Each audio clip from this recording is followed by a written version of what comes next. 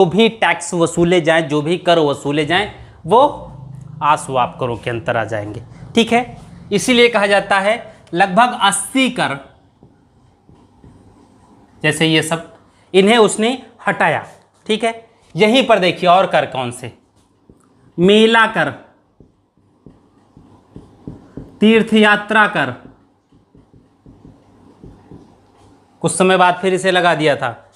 ठीक है, इत्यादि कर समाप्त किए, ये कर समाप्त किए गए। ठीक है, तो ये चीजें आई। अब देखिए दूसरा, खाद्यान्नों पर से कर समाप्त किया। अब खाद्यान्नों पर से अगर कर हटा रहा है तो इससे प्रॉफिट किसको हो सकता है? औरंगजेब को? नहीं, क्योंकि खाद्यान्न से टैक्स हटाने का मतलब हुआ राजस्व का नुकसान, जो उससे आय मिल रही थी टैक्स के रूप में वो अब नहीं मिलेगा। ठीक है, लेकिन जब खाद्यान्नों पर से कर हटेगा तो इससे खाद्यान्न के मूल्य क्या होंगे? कम हो जाएंगे। और यदि खाद्यान्न के मूल्य कम होते हैं, प्राइस कम हुआ खाद्यान्न का, तो इसका फायदा क्या होगा? किसको मिलेगा? जनता को, यानी पब्लिक को अब औरंगजेब के समय में सस्ते दामों पर खाद्यान्न उपलब्ध था। ठीक है, यही तो हुआ। चलिए आगे आते हैं, दूसरा देखिए, थर्ड, मद्यपान, जुआ, वेश्यावृत्ति, ये अच्छी चीज तो है नहीं। ठीक है, इन सभी का निषेध कर दिया।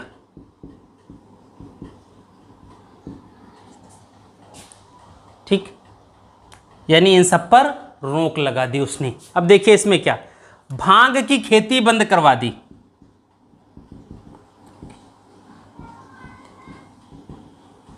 ये नशा वसा नहीं हो सकता, खुद दारू नहीं पीता था ना ये। ठीक है, तंबाकू, ये तो पुर्तगालियों की देन थी, इस पर लगने वाली चुंगी समाप्त कर दी। यानी ये चाहता था कि लोग तंबाकू खाएं। कम उम्र के बच्चों के बंध्याकरण पर रोक लगा दी। ठीक है, दास व्यापार निषिद्ध कर दिया।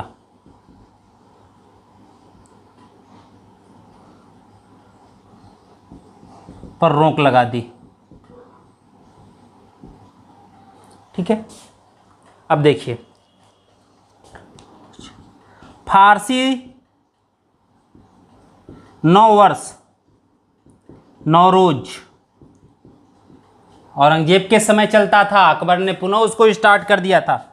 नौरोज को बंद करवा दिया, क्योंकि ये लगभग 19 दिन तक चलता था त्योहार, इसलिए बहुत पैसा भी इस पर व्यय होता रहा होगा। इसने उसी पैसे वैसे की वजह से ही इस पर रोक लगा दी। ठीक है, नौरोज 19 दिन, सॉरी ये नहीं दिख रहा है, तो वो 19 दिन। ठीक है, ये 19 दिन तक चलता था और इसी की वजह से उसने उस पर रोक लगवा दी थी। ठीक है, आगे बढ़ते हैं।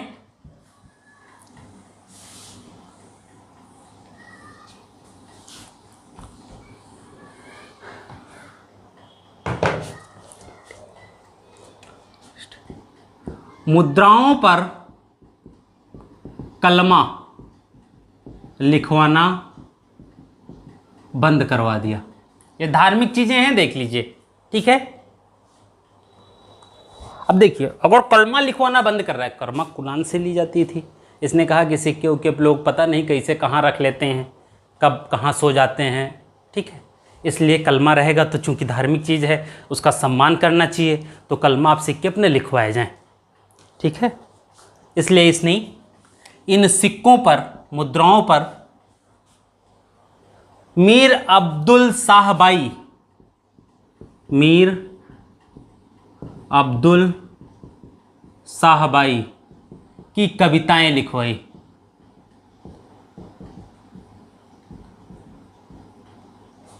देखिए, अब अगर किसी की कविताएं लिखवा रहा है तो उससे कौन सी दिक्कत है भाई?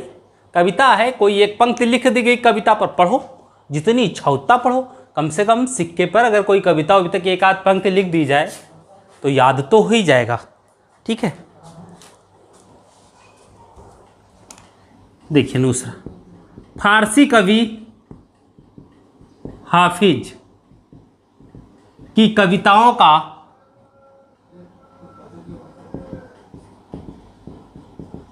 का निषेध कर दिया।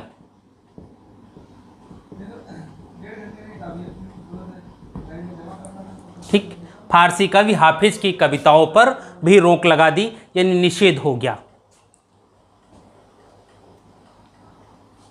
नेक्स्ट, श्रृंगार प्रसाधन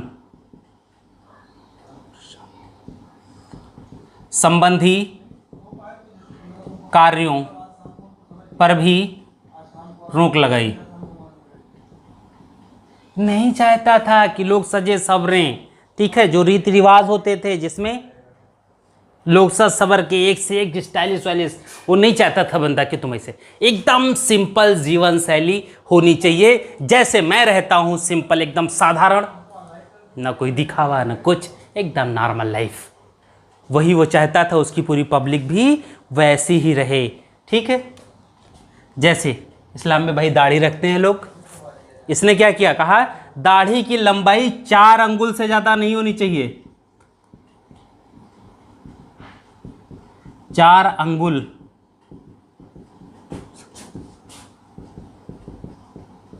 जैसे आज क्रिकेट खिलाड़ी लोग लगते हैं, हल्की सी दाढ़ी, खसखसी दाढ़ी, आधा अच्छी लगती है। मौलाना लोग क्या होता है, यहाँ तक दाढ़ी बढ़ा लेते हैं। ठीक है, बलबन का तो पूरा 1 गज हो जाता था दाढ़ी और मुकुट लेकर के। तो इसने क्या कहा, 4 अंगुल से ज़्यादा दाढ़ी नहीं होनी चाहिए, इससे ज़्यादा हुई पकड़े गए तो मुगलिया साम्राज्य के सैनिक ही आपकी दाढ़ी को छोटा कर देंगे। मुहत्सिब को विशेष महत्व दिया।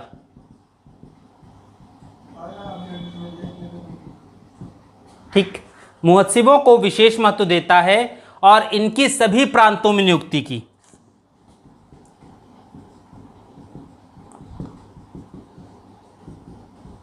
अभी आप अकबर व उस पे अशोक वाली नीतियों पे हैं। ठीक है, उन्होंने भी रज्जुक और धर्म को जानने वालों की हर प्रांत में नियुक्ति की थी, ताकि लोग धर्म का आचरण इत्यादि करें, सही से रहें, उनकी जीविका भी अच्छी रहे, चीज़ें अलग अलग। ठीक है, इनका काम क्या था, ये किसी भी नागरिक के निजी जीवन में हस्तक्षेप नहीं कर सकते थे। किसी भी नागरिक के निजी जीवन में इनका हस्तक्षेप करने का अधिकार नहीं था। अब अगर निजी जीवन में हस्तक्षेप नहीं कर सकते तो करना क्या था, बस ये देखना था कि लोग धर्म का आचरण कर रहे हैं जीवन में अपने कि नहीं कर रहे हैं। ठीक है, नेक्स्ट, इसको मिटाल दें, ये नीचे नहीं आएगा।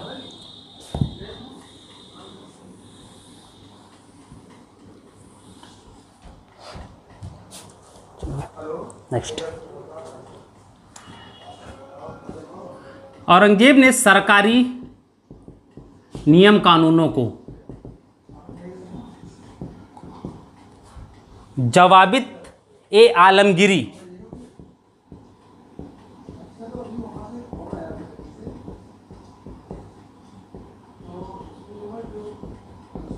संकलन करवाया।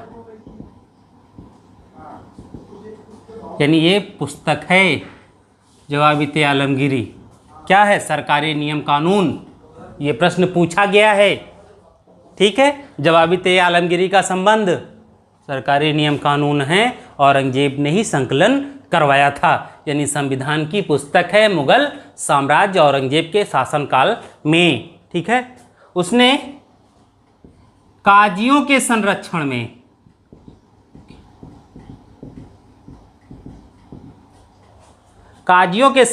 में इस्लामिक कानूनों का संग्रह फतवा ए आलमगीरी में करवाया। तुर्की भाषा में इस्लामिक कानूनों का संरक्षण फतवा ए आलमगीरी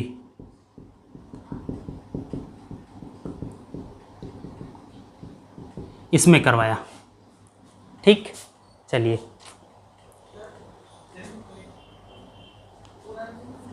अब ये जो हुआ, ये शेख निज़ाम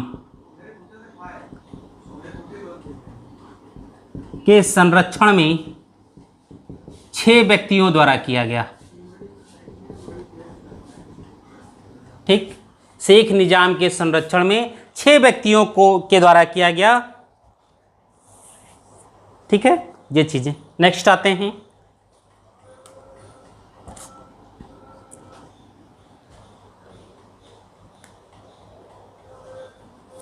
इसने निर्देश दिया था औरंगजेब ने कि उसका जो शासन काल है, उसका जो वर्ष है वो अरबी संवत के अनुसार, यानी इस्लामिक हिजरी संवत के अनुसार उसमें किया जाए, और जो मास चलते हैं वो जो सूर्य के अनुसार होता था वो सूर्य के अनुसार न होकर के चंद्रमा के अनुसार, चंद्र पंचांग के अनुसार दिया जाए। ठीक है, निर्देश दिया। क्या? शासन काल का वर्ष अरबी चंद्रवर्ष, शासन काल का वर्ष अरबी चंद्रवर्ष, अरबी चंद्रवर्ष में। ठीक, और राजस्व खातों में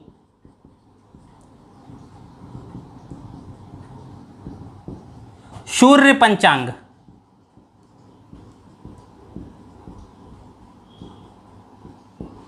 के स्थान पर चंद्र पंचांग का प्रयोग तय किया जाए। ठीक है, कहते हैं जब ये चीज़ें किया तो काफ़ी खां जो उसके दरबारी थे, इतिहासकार भी हैं, उसके में मुंतखब लुबाब, ठीक है, उन्होंने इसकी कड़ी आलोचना की थी। ठीक, नेक्स्ट देखिए, उसने एक निर्देश दिया कि दरबार की सारी कार्यवाही गुप्त रखी जाए। अब तक दरबारी इतिहास लेखन लिखा जाता था, उसने इसे गुप्त रखने की बात की, अर्थात अब दरबार की कार्यवाही का लेखन नहीं हो सकता था। और अगर दरबार की कार्यवाही का लेखन नहीं हो सकता है तो फिर औरंगजेब के समय इतिहास लेखन कैसे हो सकता था? सरकारी इतिहास लेखन भी औरंगजेब के समय बंद, अर्थात सरकारी इतिहास नहीं लेखन नहीं होगा तो क्या गुप्त इतिहास लेखन नहीं हो सकता था? यानी औरंगजेब के समय कुछ समय तक सरकारी इतिहास लेखन हुआ, लेकिन जब उसने एक कानून बना करके सरकारी इतिहास लेखन को बंद किया तो गुप्त इतिहास लेखन या व्यक्तिगत इतिहास लेखन का दौर प्रारंभ होता है। यानी जो भी उस समय की पुस्तकें हैं अधिकतर व्यक्तिगत इतिहास लेखन की देन है। ठीक है,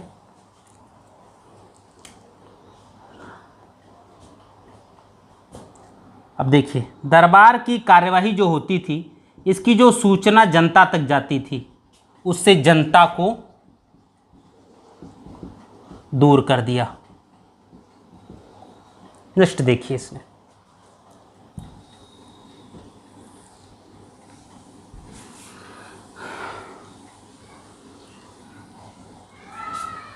बंदे ने संगीत पर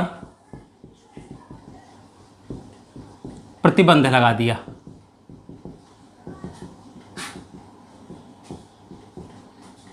यह पूर्णतः प्रतिबंध लगाया था संगीत पर। और जब इसने दरबार में जो भी संगीतकार इत्यादि थे उनको सबको बाहर कर दिया, तो कहते हैं उन संगीतकारों ने मिल करके संगीत का जनाजा निकाला था। ठीक है, और जब संगीत का जनाजा निकाला, औरंगजेब को पता चला कि संगीतकारों ने संगीत का जनाजा निकाला है, तो औरंगजेब ने ये कहा था, जाकर के इनसे बता दो कि जो जनाजा निकाले हैं इतना नीचे दफन करेंगे कि फिर दोबारा बाहर ना आ पाए। लेकिन यहाँ तक कहा जाता है कि ये संगीत प्रेमी भी था, ये खुद भी वीणा अच्छा बजाता था, वीणा वादन करता था। महिलाओं को संगीत की छूट थी, नृत्य की छूट थी। हरम के क्षेत्र में संगीत भी बजता था, नृत्य भी होता था, और भी जो चीज़ें संगीत से संबंधित होती थी वो सारी कुछ होती थी। यह खुद भी बजाता था। नौबत जो बजाया जाता है मुहर्रम में, इसमें इन सब को बजाने की छूट थी, ये लोग रख सकते थे, ये बजा सकते थे। जो संगीतकार दरबार और में रहते थे, देखिए उसके पीछे काफ़ी मजबूरी भी थी इसकी। कहते हैं कि जब ये गद्दी बैठा तो मुग़ल दरबार की आर्थिक स्थिति बड़ी ख़राब हो चुकी थी, और जब दरबार की आर्थिक स्थिति बहुत ख़राब हो चुकी है तो फिर आर्थिक स्थिति को बनाए रखने के लिए कुछ न कुछ तो करना पड़ेगा। और दरबार में जितनी ज़्यादा भीड़ होती थी उतना ज़्यादा खर्चा होता था। इसलिए इसने क्या किया कि ऐसे लोग जो महत्वपूर्ण बहुत ज़्यादा नहीं, भाई खुद बहुत साधारण जीवन है, नॉर्मल पहनता है, नॉर्मल खाता है, न ज़्यादा लोगों के सेवक हैं न ज़्यादा दास हैं, अपना काम बंदा स्वतः ही करता था। और कहते हैं 24 घंटे मात्र 4 ही घंटे ये आराम करता था और लगातार काम करता था। काहे पैसा फर्जी खर्च करे। अब 8 अच्छी संगीतकार बैठे हैं दरबार में तो उनको तनख्वाह देना पड़ेगा, रोज़ का खाना पानी दो। तो पहले ऐसे छोटे छोटे बचत तो करें, इसलिए संगीतकारों को भगा दिया इसने। इतिहासकार जो भी थे हटा दिया इसने, शराब इत्यादि पीना बंद करवा दिया इसने। यानी धीरे धीरे छोटी छोटी बचत करता है ताकि शासन आगे चल सके। कहते हैं कि इसके समय में सैनिकों को वेतन में भी कमी की गई थी, कई कर भी टैक्स कम कर रहा है ताकि जो विद्रोह हो रहे हैं पब्लिक के द्वारा वो उन विद्रोहों को रोका जा सके। लोग जब आर्थिक लाभ प्राप्त करने लगते हैं तो विद्रोह के जो रीज़न होते हैं वो आधे स्वतः ही समाप्त हो जाते हैं। ठीक है, तो ये इनके कुछ कार्य थे। हम लोग अब आगे बढ़ते हैं इनके परिवार पर।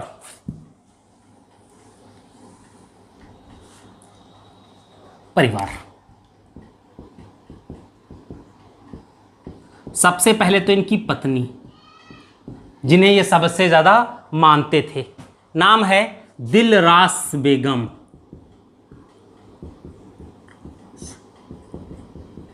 फारस की राजकुमारी थी, इकलौती विदेशी महिला जिनका विवाह औरंगजेब से हुआ था।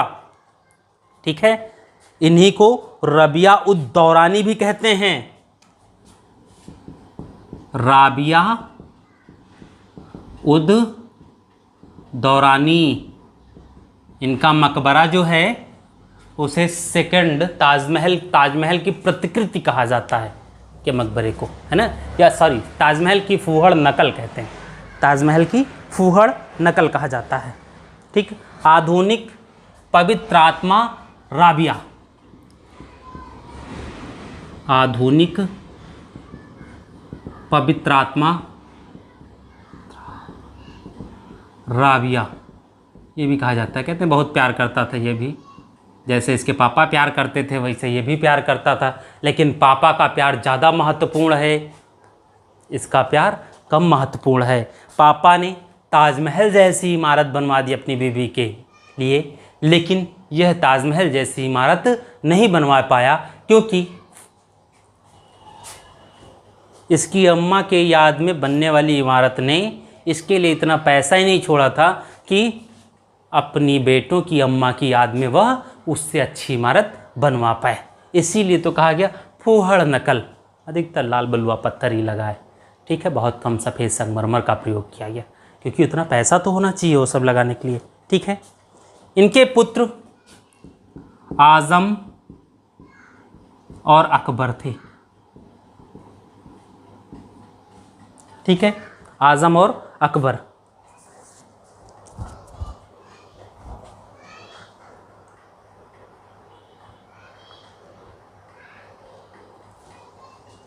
ठीक है, अब इनका जो मकबरा है उसे दक्षिण का ताजमहल या काला ताज कहते हैं।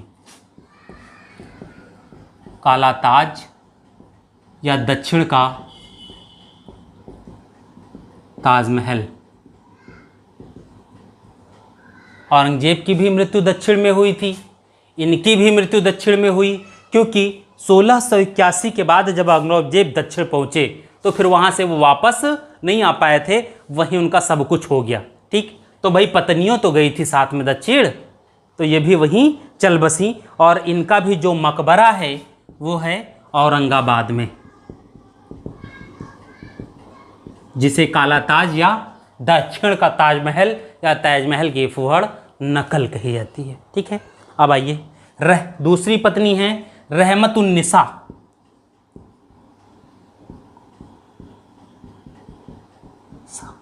रहमतुन्निसा, ठीक है। इनका जो बेटा था वो था मोहम्मद सुल्तान।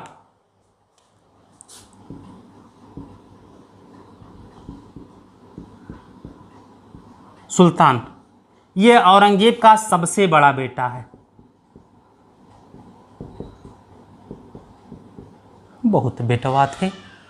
औरंगजेब का सबसे बड़ा बेटा। दूसरा जो है मुअज्जम,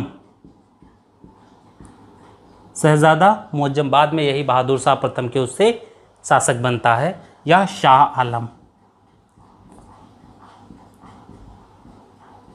ठीक है, तो दो इनके हो गए। अब देखिए, ये कश्मीरी राजपूत थी, ठीक है, महिला थी, राजा राजू की पुत्री थी ये। ठीक है, दूसरी तीसरी इन पे आइए, हीराबाई।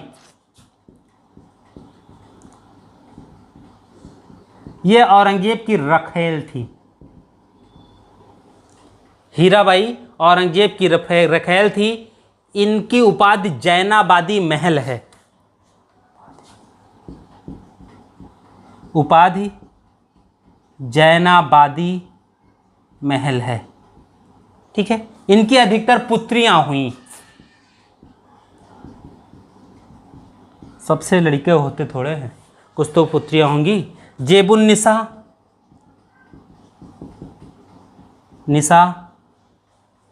मेहरुन्निसा, जीनतुन्निसा,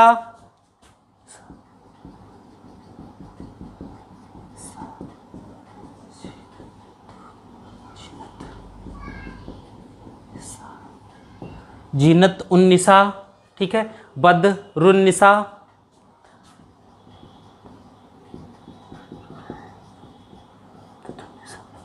बदरुन्निसा, जुबदतुन्निसा।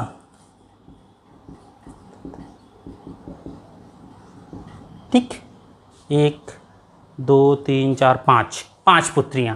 ठीक है, अब इसमें जो जेबुन्निसा थी ये औरंगजेब की बड़ी संतान है। ठीक है, इन सब पुत्र और पुत्रियों में भी सबसे बड़ी संतान, कहते हैं बड़ी योग्य थी बंदी, बहुत योग्यता थी इसमें, कूट कूट कर भरी हुई थी। मखफी, वहां आधा खा है, यहां पूरा खा है, ये याद रखिएगा। मखफी, वहां उनका नाम गुप्त है मखफी, यहां इसका नाम सामने है। उसकी कोई रचना मिली उली नहीं, सिर्फ कहा गया कि इस नाम से लिखती थी। इसकी रचनाएं मिलती भी हैं और इसने कई कविताएं लिखी। ठीक है, इसने इस नाम से अनेक कविताएं फारसी में लिखी।